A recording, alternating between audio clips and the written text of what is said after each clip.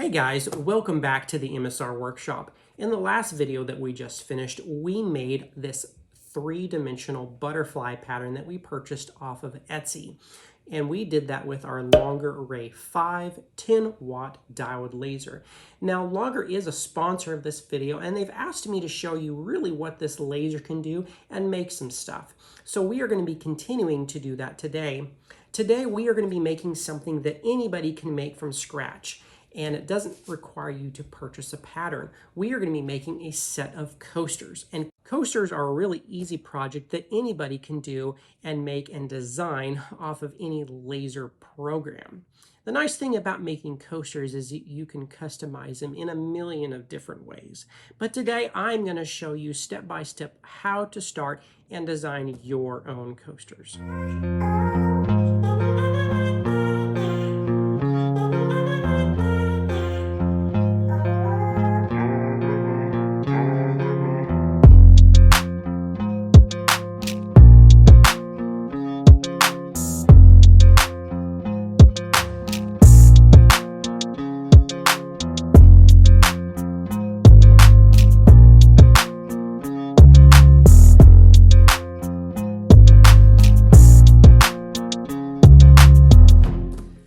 The first step in making our coasters is choosing our material. Now there's a number of types of material that you can use. You can use wood, you can use MDF type material that we're going to use today. You can even use slate and stone where you're going to just be etching on the top.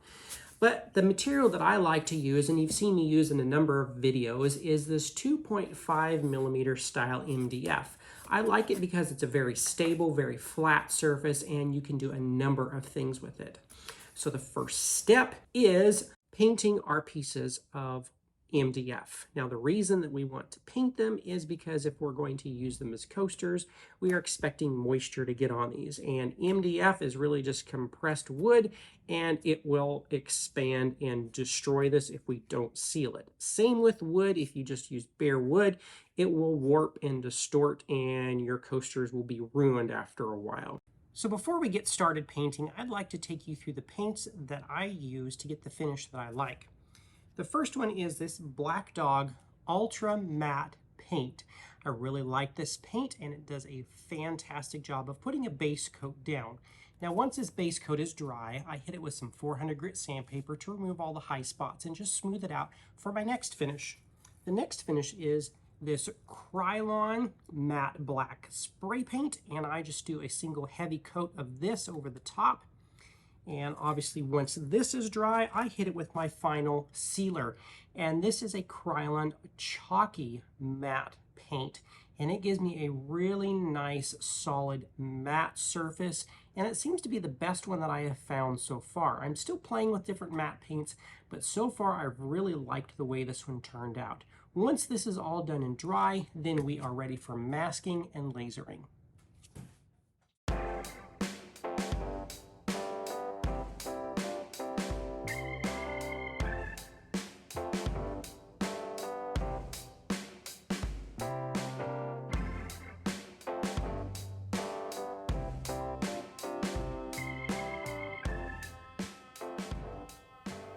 So now that we're in light burn, here's what we're going to do first. We are going to create our circle. So I'm going to hold Shift and drag my circle. Now I've measured a coaster that I had, and they're about 4.5 inches. So we're going to highlight our circle, go up here to the top, and type in 4.5 IN and hit Enter. Now that is going to give us a 4.5 inch exact circle. Now for some weird reason your circle isn't round, just make sure the little lock up here is locked, and that will keep our dimensions the same. So the next thing we're going to do is we want to do a decorative ring around this. So we're going to come up to this little ring here, and this is the distance to offset. Now you can make it as big or as small as you want. Let's go a little bit more and hit OK. Now we're going to click the outside ring, and we're going to do this one more time. And we're going to hit OK again. Then we're going to take this outside one. We are going to go ahead and color this one red. This is going to be our cut line. These two lines here are going to be engraving lines. So we need to join those two together. So I'm going to highlight those, and we are going to hit the group, which is a group of people here. We are going to group it. Now this actually becomes one piece. This outside becomes a different cut line. So now we need to decide what we want to put in here. Now there is a million things that you can put in here, from Halloween to fall stuff. Since it's getting closer to fall, I am tired of this summer, to monograms, to messages, to anything. So we are going to do a monogram, and the initial to my last name is going to be U.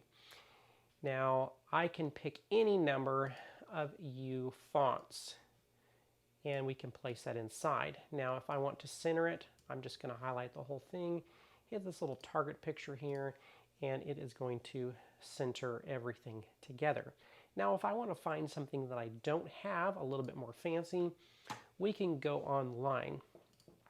Now here is a fun little U that I found online. Now there is ones that have copyright across the top.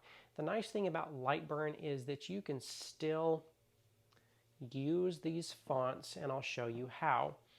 So I'm going to right click this and hit Save Image As, and we're going to hit Save. Once we've saved that image to our desktop, I'm just going to go ahead and drag it onto Lightburn. Bring this down where you can see it.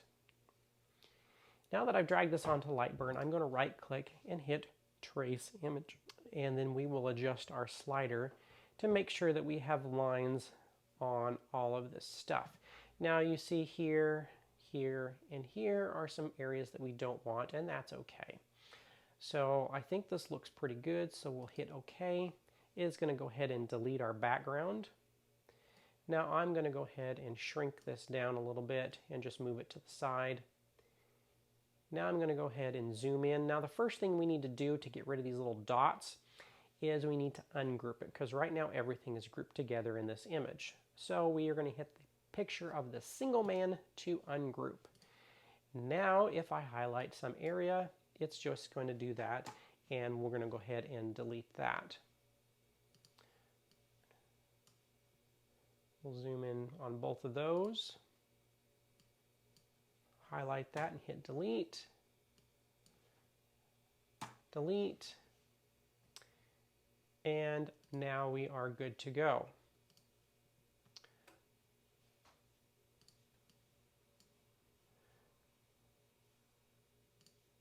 So now we are going to highlight our U shape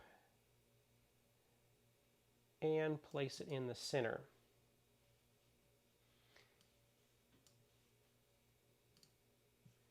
Now because there's a number of different parts in this, we can't just hit our little target again and center this. We're going to have to highlight the whole thing again, make sure all of our pieces are highlighted, and we're going to group this back together.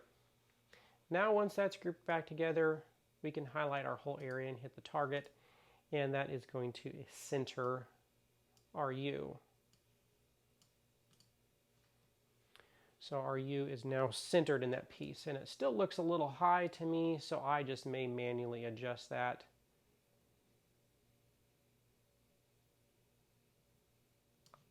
I think that looks a little bit better.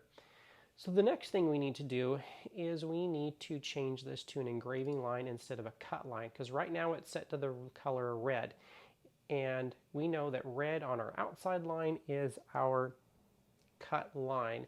So we're going to go ahead and hit our black down here. So now everywhere that is black is going to be a fill line. So now let's go to our fill settings. And what we can do to check it to make sure it's going to be a fill is we're going to hit preview. And right now it is not set to fill. So we'll go to our cuts and layers. We're going to go ahead and select our black and change that to fill. We'll get to our power settings here in just a second. Now let's go back, hit preview, and now we can see what our coaster is going to look like. We have this U logo in the center that is going to be engraved. We also have a decorative engraved band around the outside. And then last but not least, this outside line is going to be our cut line. So now we need to get our laser set up, do a test cut on our material after it's painted just to make sure, and then we are going to adjust our lasering settings as well as our engraving settings and get this done. Now we are going to make a set of 4 coasters. So the easy way to do this is just highlight it and hit duplicate. Drag that off to the side. Highlight both of these now and hit duplicate again. And now we have identical copies of a total of 4 coasters. Now before we do anything, before we set our laser up, we want to go ahead and save this project. So we're going to come up here to the folder.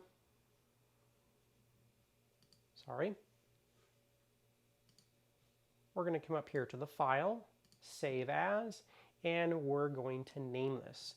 So laser coasters. Let's actually call them Monogram coasters.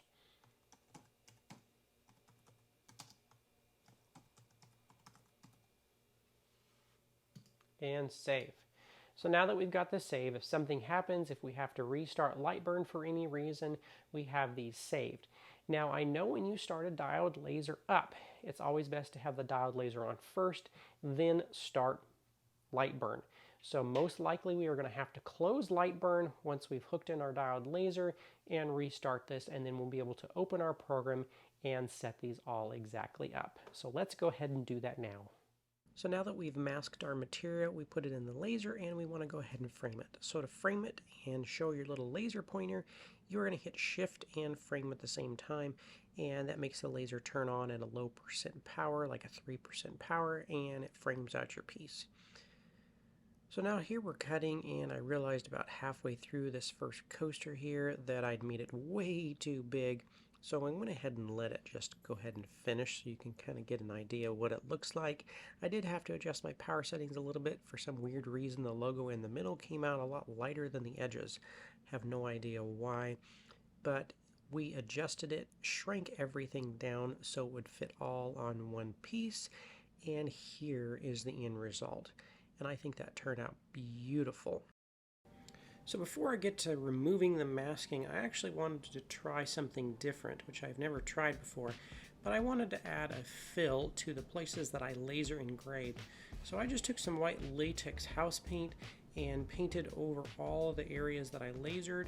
And one thing I wished I hadn't done was just taken my time a little bit more, because I got paint on the edges, which I wished I'd left them black.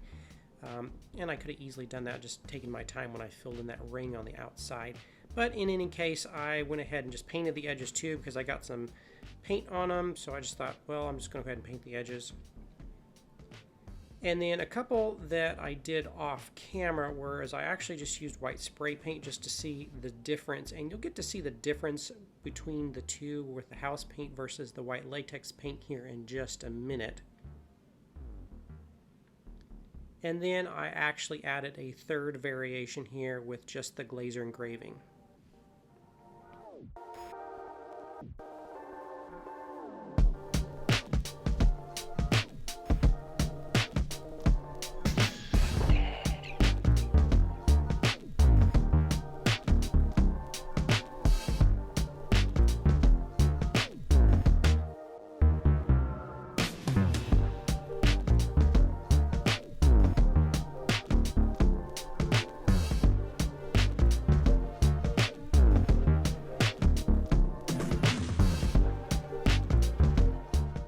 Alright guys, so let's take a look at our finished product now that we've finished lasering and we've pulled the masking off.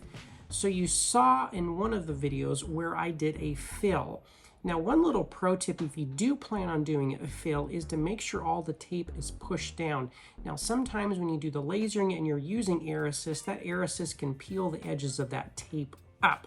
You don't want paint to get underneath of that, so just make sure everything is pushed down first before you do your fill. Now we did 2 types of fill. We did one fill where we used a house paint This is just a latex white paint. Now, while the white latex paint did pretty good, I did notice that because latex paint is fairly flexible, when I was pulling the masking off, it did tear some of the edges. So I don't necessarily recommend this way to do it. The next way that actually turned out a little bit better is I used a white spray paint. Now you want to make sure that all of these are dry before you pull any of the masking off. But this one seemed to turn out the best of the two with the fill. Now the third version, which I did off camera, is I just left it an engraved recess on the piece and did no fill on it. Now this one is going to be the most clean looking of the two. Now it doesn't pop with that white fill on the inside, and this is going to be the most subtle, but I think this looks very nice as well. Now, if you have any questions about the type of things that I used or the laser that I used as well, be sure and look in the description below. Now, the laser that I did use today is the Longer Ray 5 10-watt diode laser, and of course they are a sponsor of this video series that I'm doing currently right now. I would love to hear from you guys if you have any questions, but be sure and hit that thumbs up button and the like and subscribe and the little bell notification so you will get all of the videos that I released. Until next time, guys, thanks again.